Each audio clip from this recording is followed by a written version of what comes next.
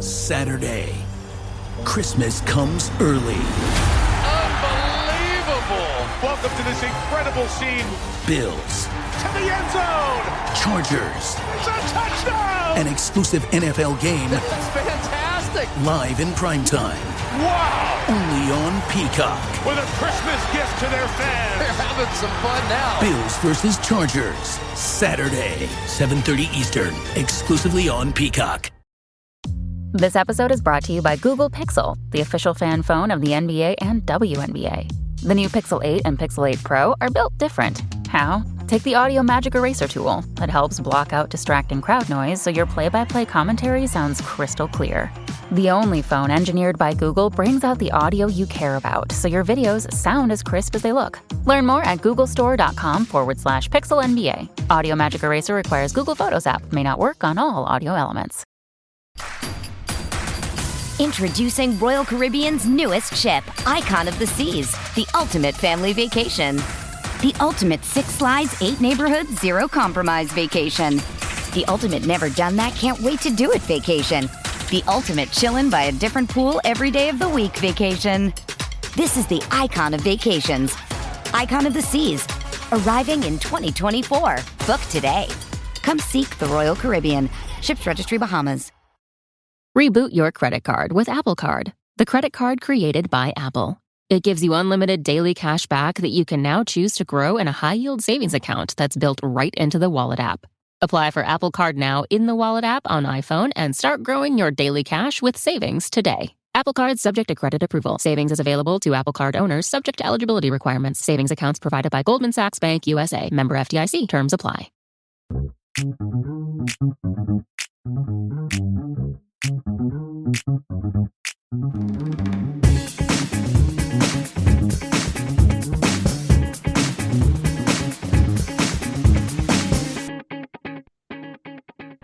Welcome back to another episode of Keeping Current with Kansas City. This is Thad Bell from the Kansas City Soccer Journal. I have with me Jillian Carroll Letrinko and Daniel Sperry from the Kansas City Star should be joining us sometime shortly. He's a little behind. Got right. Daddy duties. Yeah. He's always working on that, which I completely understand. 10 years ago, I would have been more involved in doing other stuff, but now she's an adult and she's out running around on her own. So, yeah. All right. So Jillian, not the great result this last game. What went wrong from your perspective? Yeah, this was a tough one. This was one of those like tough pills to swallow, really. The performance for me was lacking. There was not the desire, the hunger, the never say die attitude in the 50-50 battles. So that piece to me was lacking. And when you're in this league, you have to be a competitor for every single ball, every single minute of every single match. I do think that was lacking. However, I also think that the team created some really good chances, which is fantastic. Mimi Larson, not just knocking on the door, banging on the door, right? Hitting the post, pushing a ball right, inches from the post a second time. So she's the options and the chances are being created. It's just that final, man, I felt like there were goals gifted to Louisville. And then it was like, how the heck did that not go in for Casey Current? Right. So it was one of those insane, extremes. But yeah, I think overall it was nice to see some fantastic offense, little tiki-taka passes, creating some dangerous opportunities. But coach mentioned it prior to, Daniel, hello. Can you hear us, Daniel? I can hear you all right. Can you hear me? Yep. We went ahead and started without you just because. That's okay. It's okay. But coach mentioned it prior to, although the chances are created, what's happening is the team isn't able to finish those. And it's like they just forget to get back on defense. And there's the lack of transition back. And so, whereas it's phenomenal offensive play in the offensive third, A, you have to finish. And B, if you don't, you have to get your butt back in transition. So it was a few moments of fantastic, flashes of beautiful soccer, really high class, high quality, instincts on display and just really cohesive play up top, but couldn't find the back of the net to save their lives. And then the lack of transitioning back, and then just some mental errors. And so it was tough. I think right now this team is faced like it's gut check time. Like you're either going to show up and you are going to battle, or you're going to just stay at the bottom of the barrel for the rest of the season. You know, it's a long season, but I think they have to come out and make a statement. I think it has to be a physical play, physical battle. And I think that's what is necessary at this moment. And, you know, I think it's great that a player like Hammy is coming back, because she can really bring, you know, physicality, but also just like a fresh new energy, and just kind of a desire to win every ball. So really tough match. Again, flashes of, just like we saw Wednesday in the Challenge Cup, I believe Casey Current showed that they were the better, stronger team in moments. But you got to hats off to Louisville. They finished those matches off. And they made the most out of tiny little opportunities. They capitalized on them. So tough to see the error out of the young player, Soto. But you know, you have to respond, and you have to come back from it. And yeah, like I said, it's just gut check time. We're just going to have to see a physical, solid mentality from this whole crew, front to back, going into the Houston match, in my opinion. Yeah, it sounds. I was actually kind of surprised that Coach Caroline very much called out they need to work harder. They need to, ignore the fact that they're tired. They need to, be more physical and all of that. And she was really kind of called them out a lot in the media availability today. Did you kind of hear the same thing, Daniel? Yeah, I did. I thought that was interesting. I even specifically calling out some of the attackers for not wanting to dive in to the defensive side of things. I think there's one thing, part of it too. I mean, Alex Loetta provided a ton of bite as a player in that physical role in the midfield. Desi as well wasn't afraid to get into people. Alex had the bite. I mean, Elizabeth Ball, even as a defender, she picked up as many yellow cards as she did. She had to get suspended because of a yellow card accumulation at last year. That was because she was willing to be physical and put a tackle in. And I think this team's missing someone willing to just put a freaking tackle in. You've got a lot of players who want to do fun stuff on the ball. They want to be in space. And when you have a team like Louisville that sticks to you like a glove and hacks at you like crazy, it annoys the living crap out of you. And, sometimes you got to be willing to dish it back to kind of send a message. And not only in willing to dish it back, but like embracing physical moments and the physical nature of this game. It's been a while since this is true for both. It's weird. Both teams are running synonymously to each other this year. Very much so in town, but like there were so many moments last year when they went on that 13 match run where I thought they were physically the better team, not only in terms of shape and conditioning, but in terms of how Haley Mace just bodied people off the ball constantly. I don't see Haley Mace bodying people off the ball this year. I don't see her as fast as she was last year. I mean, those are little things like that make a difference in setting a tone and stuff like that throughout the game. And so, when you're in the final third, then like if you, to me, it's a mentality thing. If you're not exerting that grit in other places around the field, maybe you're not going to exert that grit as much in the final third, when sometimes that's what's needed just to put the ball in the back of the freaking net. It's kind of funny when we were in that availability today, both Hammy and Kate Del Favo were out there with the tanks on and, joking about flexing the guns before we started. And, like Hammy's got some guns. She's willing to get into players and handle the physical side of things. So, I think it'll be interesting to see her back in there.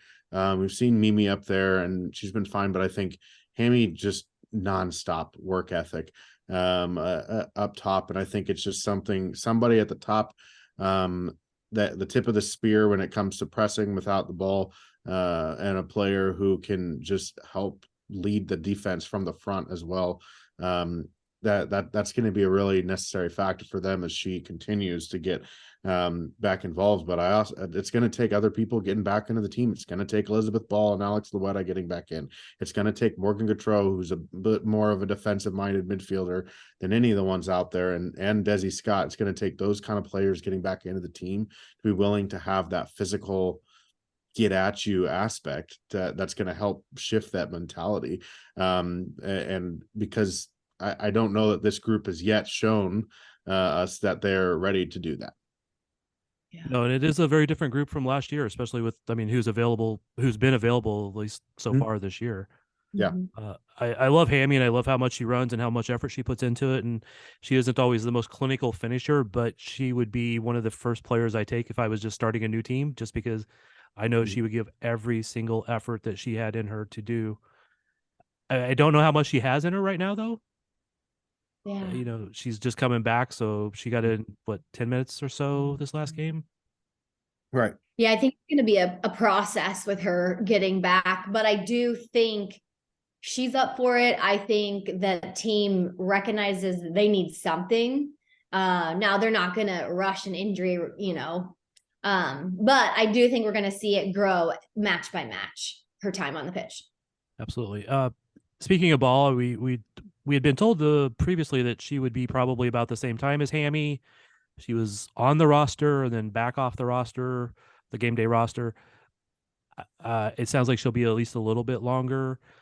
Morgan Gautreau's probably the next one up after that, or about the same time. Let's see, who else were we missing here? I mean, Desi, Alex. And Alex was out walking around on the pitch pregame. I'm not sure if you guys saw her. She previously had a little scooter. Yep. She was walking, so that was exciting to see. But yeah, I don't know timeline for Desi at all. I think Alex would be coming into training sometime in the near future.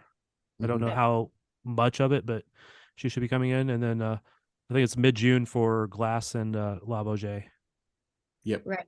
And I think Desi obviously has to be before that too, based on the timeline, at least that we were given at the start of the year, just for the fact that she knew she would be back in time to show she physically could be with Canada at the World Cup. And that every bit of that was made clear to me by her and the club. So pretty sure we'll see her hopefully here in the near future. It's going to take, it's going to be a couple weeks, but even if she's at the point where she's listed as questionable, I'd argue she's probably on the plane with Canada. So it'll be interesting to see. The next couple of weeks is pretty big, because we're talking about some of these June return dates, and it's May 23rd. So that's coming around. That's coming real fast. So it'll be interesting to see what that looks like here in a month's time. Where are we at with those four? But really, outside of the season enders, by the end of the month of June, we should be looking at as close to a full, if not a full, and barring nothing else happen, knock on wood, say your rosaries or whatever, to make sure that nothing else happens injury wise, but pretty close to his first choice team that we can get. Yeah. I would say the two that is the most needed back at the moment is Ball and Loera. Yeah. And I just say that because the experience on the back line would help. I think Robinson and Soto have done an amazing job for being rookies, but having an experienced center back next to them, and Loera filling in at that 6th spot, or Morgan Gautreau. Obviously she can do that too, but Loera can also fill in the on the back line as well. So I think those two would be great to have back. I think Luetta specifically, just because that allows us to use DiBernardo differently. Right. Who's another, fierce competitor player, but not playing where she naturally would like to. So I obviously getting everybody back is desirable. But I do think Merrick has done a good job when she stepped in there. I also, what does she have? Maybe at this point, a season and a half of experience. Somebody like Elizabeth Ball you need that anchor, in the back. So yep. Absolutely. All right, coming up on this next game, Houston, right? Mm-hmm. Just had a little brain malfunction there to make sure. What do you expect? Do you expect this team to come out stronger? I mean, Jillian was talking about this a little bit before you showed up, Daniel, about how they're going to have to come out more physical and show that they're ready to play. Otherwise, it's going to be a really, really long season. Yeah. You expect them to come out stronger after coaches kind of call them out? I hope so. I mean, you would think so. And if they don't, then of course that's the concern, right? You know, at the beginning of the year, we talked about the idea of championship or bust.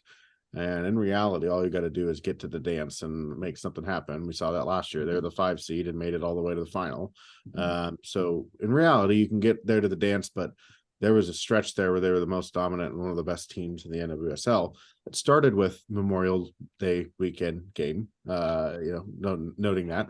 But if they don't do that, then I think that's concerning, because it took that. If you remember back last year, that game against Louisville was not pretty. I mean, they scored a penalty kick like 5 minutes into the match, and then it was just an absolute grind. They did not, I don't know if they took another shot on target the rest of the game, and they just kind of ground Louisville to a halt. And then all of a sudden things started picking up. Then they made the trade, and all of a sudden, okay, now we're getting stringing wins and draws together, and okay, now we have a firepower and attack, and we're scoring a bunch of goals, and we're out, so we're covering for our mistakes because everyone's mentality is going, and all of a sudden they're flying. And I would not say they were scoring a bunch of goals. They were winning games by 1 goal. Yeah, but they were like 3-2, 2-1, 3-2. I mean, 4-3. At least, yeah. And they were consistently 1 goal better. That's why I said they were covering for some of their mistakes defensively by picking it up and scoring goals when they needed to. A lot of 2-2 draws too within that stretch. So team hasn't always been like the greatest defensively, but they've never, last year at their height, they were scoring goals regularly, and you knew they were going to create a lot of clear-cut chances and put them away. And they haven't been doing that lately, and you knew that they were also going to be up for the physical fight. They haven't been doing that either. So yeah, I mean, that's the biggest concern, is if they don't come out with that kind of response in the coming weeks, because sooner or later it's going to be too late. And this is, they don't have another 13 game. I doubt they have another 13 game unbeaten run. I mean, I'm okay saying that's a very difficult thing to do. There's a reason why not a lot of teams have done that. So, it's going to take very much now to start turning it around, because they arguably have a little less time than their city patriots or city compatriots, in terms of with the amount of matches that they have left in their league. I mean, they got to get going now. If they want to really jump up the table for playoff picture to even be in the mix at the end. So, they need to. Yeah. Right. I'm going to hop off quick, but I am going to leave you with this. I think just between the frustration of not being able to score, the frustration of creating nice opportunities, nice, good chances and not scoring, mixed with a little bit of, I'm not one to do this normally, but there were some missed calls in this match. There was some poor decision-making by the referee in this match. I mean, there's one, I don't know if you've seen the meme yet, but Dabinia kind of gave them, look it up if you haven't. The frustration is at an all-time high for this squad. And so I think the frustration of the losses and the non-goals, paired with the opportunity to finally have a full week of rest and training and recovery and evaluation, that all paired with also maybe the injection of hammy, I think the recipe is in their favor. And I think between all of those things, just the frustration rising tremendously, an opportunity to kind of just actually rest and have a full week, before the next match. And then plus you bring in a fresh set of legs like Hamilton. I think it's time. I think this weekend, I think the stars will align for them finally. But, if they have to show up and do it, and coach said that, and I've, putting on my coach's hat, it's one of those things where it's like, I can't get on the field for you. Like, I can't do it. I can only lead you to it. And then you have to go perform, and hopefully they'll be able to do that this weekend. Maybe we need to have you step in and give them some, informed words. No, hardly. They'd be like, girl, get out of here. What's your role this weekend, Jillian? What are you doing this weekend during the game? This weekend, I will be color analyst on the radio broadcast. So we've had some really great feedback. Please tune in on the Casey Current app if you can. I've heard of people listening to us while at the game. I'm like, wow, that's kind of cool. One person told me they had one earbud in. I'm like, how do you hear anything at the game? I've actually thought about doing that so that I can sometimes hear what's going on, because sometimes I have no clue what's going on. I mean, I'm shooting the game. I'm on one end of the field. Yeah, and we have a little bit of insight as far as like when subs are coming and things like that. So, but yeah, tune in if you can. And then the June 3rd match, we will be on 38 The Spot, so you can catch everything there as well, which is great. Awesome. Thank you for joining again. Thanks for having me, guys. I really appreciate it. Have a good one. All right, bye. All right, now it's just you and me, Daniel. You were quiet. I know. You ready? Greetings. Hi. Yes, it's just you and me. So yeah, Mr. Sperry and I have seen way too much of each other over the last 3 weeks. This whole season. Lots of games, lots of practices. This whole season, I've seen Thad almost as much as I have seen my family, is how it feels. So yeah, I'm gonna start calling you Cousin Daniel or something. Yeah. Probably wouldn't claim it. I know that. All right. What else can we break down on this? We kind of covered a little bit what they weren't doing in this last game, what they need to do going forward. Do they, coming into this season with all the free agents that was signed, of course, we didn't realize how many of them were not going to be available, but with all those free agents that were signed, it was expected the Current would be just flying, scoring tons of goals. It wouldn't matter if they gave up 5 because they were going to score 12 or 8 or something, right? It was just going to be amazing. Yeah. And now it's falling a little bit apart. Maybe they needed to pick up another veteran defender. Yeah.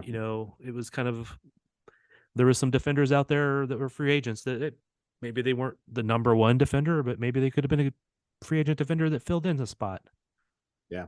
Well, I mean, even it's like losing a player like Kristen Edmonds is hard because of just how valuable she is, and with her experience and her level of fitness and health. I mean, she's rarely injured. That's a player that they could have used, especially in this situation, just to pair experience and class, and just someone who does all the little things right in the moment, next to a rookie that's kind of learning that. And they've had to play 2 rookies next to each other, and that's a very, I mean, we're at a stringent depth of their back line situation right now.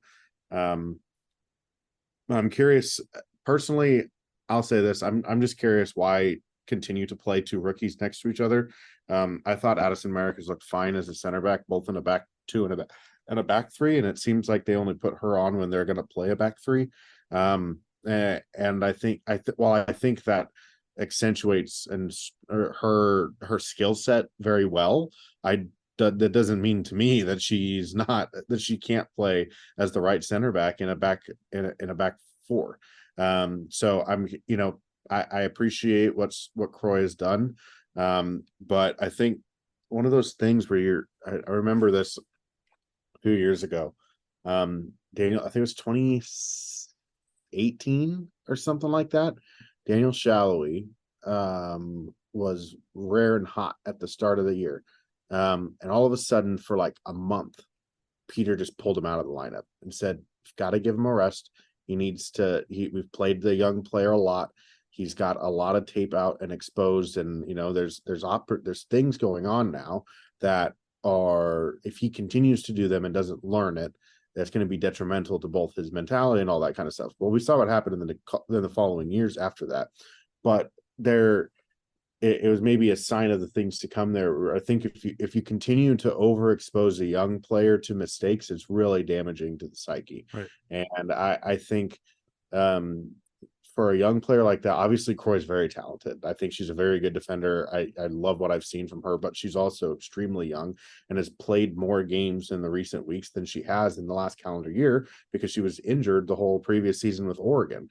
I think that's a hard part where she missed the majority of her either senior or super senior season with Oregon. So now, this player that is very, very good, but has also been hyper exposed at a pro level.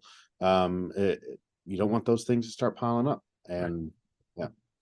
As a rookie center back, you should be getting a start every couple of 3 games. You should be coming in to help close out games, to be the extra defender and getting that next level experience. But because of injuries, and I will say Weinbrenner probably has not stepped up like I thought she would, and they're playing 2 rookies and at center back. I don't necessarily agree. I don't love the whole 3-back, 5-back system, but when you are at a certain point, maybe that's what you need to do. One thing that I thought Potter was good at was he would maybe start with the 5-back system and then move to the 4-back system with a change of players and a different tactic going forward in the middle of the game, which threw off the other team a little bit. I haven't seen Caroline do that as much. Go back to something you were mentioning earlier, Kristen Edmonds. You know which team she went to, right? Right, Gotham. And you know what position they're in? First. Yeah. They're top of the table with 16 points, 8 games played, 4 goal differential. Interesting. Yeah. I don't know that she's the only contributor to it, but I would argue you could probably contribute Lynn Williams to that. Quite a bit, yes, but Edmonds obviously has contributed to it also. Yeah, for sure. And I don't think she's like the best defender in the league or anything like that, but she was a very quality, serviceable defender. So it was a little sad to see her go. Yep. Let's see. It was just kind of interesting. It was it felt like talking to Coach Caroline today, almost like talking to Peter Vermees.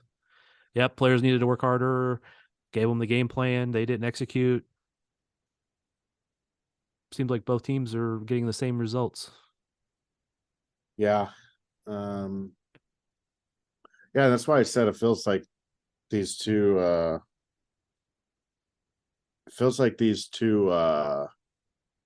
teams are kind of running very parallel in how things are going. I would say,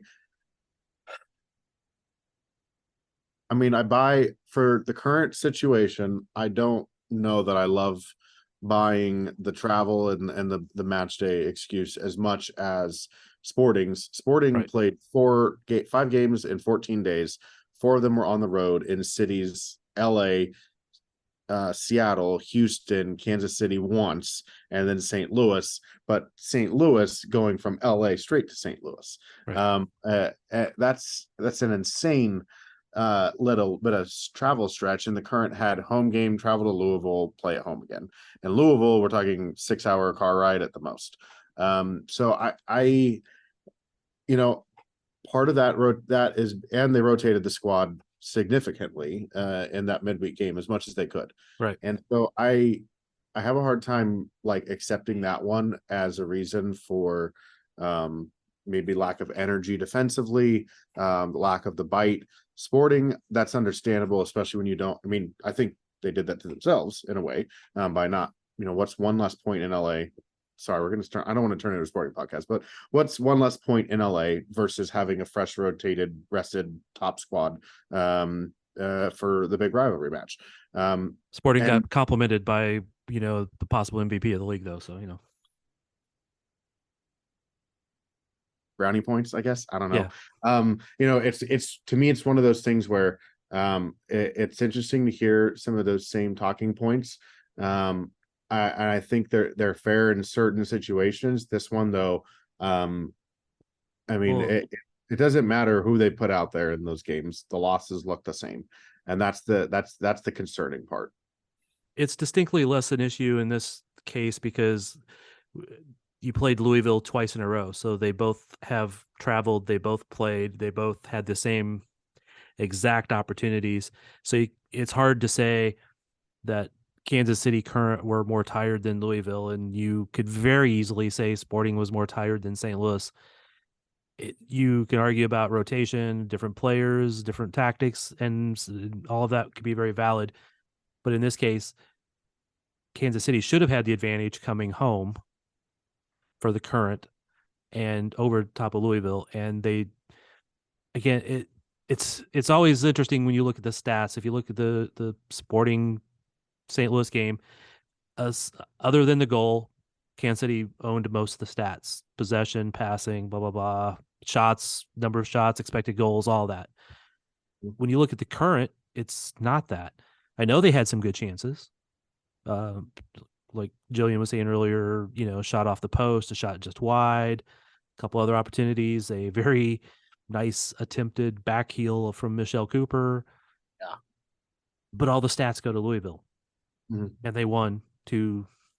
So, yeah, it doesn't jibe as well for having the excuse of being tired. Yeah, and even like San Diego too. The San Diego game, I think about that one. I mean, they actually did expect goals, right? San Diego in that match. But yeah, man, it's just one of those things where, I mean, I think it's a fair excuse. I do really like kind of just sifting through the weeds of all the conversation about it. Really boils down to, that energy exerted defensively when they lose the ball, or when they miss a chance, to make sure that they can create that chance and or create a better chance. And I think they're at a point right now mentally where when the chance that they create doesn't go in, it affects everything else very greatly. Yeah, I'm just going to throw this question out there, and I'm not expecting a very long answer because we only have a couple more minutes. But sometimes there's old saying, addition by subtraction. You take away somebody and you get better. Was there subtraction by addition with this team? Was having Dabinia, that's more creative and much, obviously a great goal scorer, a great player, is she subtracting from the team by being the focus of the attack and not always being in a reliable position for how you do a buildup? And I'm not saying that's the case. I'm just kind of pondering this a little bit and having to watch the games a little bit in a different light when I'm thinking about that. Yeah, I get what you're saying. I would personally just disagree with it, just because I think when you have a player that has that type of unpredictability and the ability to make things happen out of nothing, that creative spark, sometimes you lose a little bit defensively. And I think you can live with that if you have the defenders behind them, and they just haven't had that. And I think that's going to be the question of, and I made this point to Caroline. I didn't mean to make a point out of it, but I asked this question simply. It was, the results that they got their 3 wins in a row. They played in the back 5. They've been adamant about switching to the back 4. They have not gotten any results in that situation. And now I know they started that Angel City match off very poorly in the back 5. The issues that they had in that match were not because they were playing in a back 5. It was because they were kind of ignoring the build-up phase. And that is, you can not ignore the build-up phase with the back 5 and use Haley and Kate much higher and wider, and really mess with teams and how that happens, and be very attacking minded and still have very good build-up that way. So I asked that question, and she said, it's a good point. They're not sure what they want to do, but at least they're thinking about possibility of switching back to the back 5 to be more solid defensively. And I think that's probably a smarter option given where they're at right now, just because of the way that they are seeping in goals. Maybe they do need an extra defender in there with so many young players back there, to make up for that, because you also can't keep asking Haley Mason, Kate Del Fava to be so far back, because they're in the back 4, and negate what they do very well, which is that overlapping run and the combinations out wide, and building some of those overloads. So I think that's it's an interesting question you pose. I just, you've got to have the right structure behind it, and I don't know that they've had that right structure behind Dabinia, because you do have, with that creative player, you got to live with the fact that they may not be as defensive minded at times. And you probably said it in a little bit better way than what I questioned it, because you have to have the team behind that player. That I've seen this in other cases where you can bring in the best player in the world or one of the best players in the world, and you actually get worse for a while until you figure out how to play with that player, How to use them. Yeah. and how to use them, but how to cover for what they do, or how to still spread out the goal scoring, or whatever that spot is. I mean, you have to sometimes figure that out. And yeah, we'll have to see if they can continue to figure that out. And maybe again, before the season we thought having Dabinia and Morgan Gautreau would be a much more controlling midfield. Mhm. They haven't had both of them yet. Still missing Loetta, which has been at least a good chunk of their problem, I think, protecting the back line. Yep. All right. Any predictions for this? Oh, I think they bounce back. They just tend to have Houston's number for whatever reason. I think they'll end up getting a result here, a good one, and one that make you say, okay, they're getting back. I don't know. They seem like a team that when they're pissed off, they do pretty well. So They need to stay pissed off. Yeah. And Houston isn't all that good, so for as much attacking talent as they have, there's a lot of questions. I will say this. Everyone was stoked about the attacking talent that Houston got, but they ignored the fact that Juan Carlos Amoros went to Gotham and he's no longer the coach there. And there's now a new guy that's trying to figure out a new group of players. It's interesting with Houston. There's some similarities. All right. We're running out of time, so thank you, Daniel. Daniel Sperry from the Kansas City Star, Stab Bell from Kansas City Soccer Journal. We had Jillian on earlier, and I appreciate everybody listening. And we are out.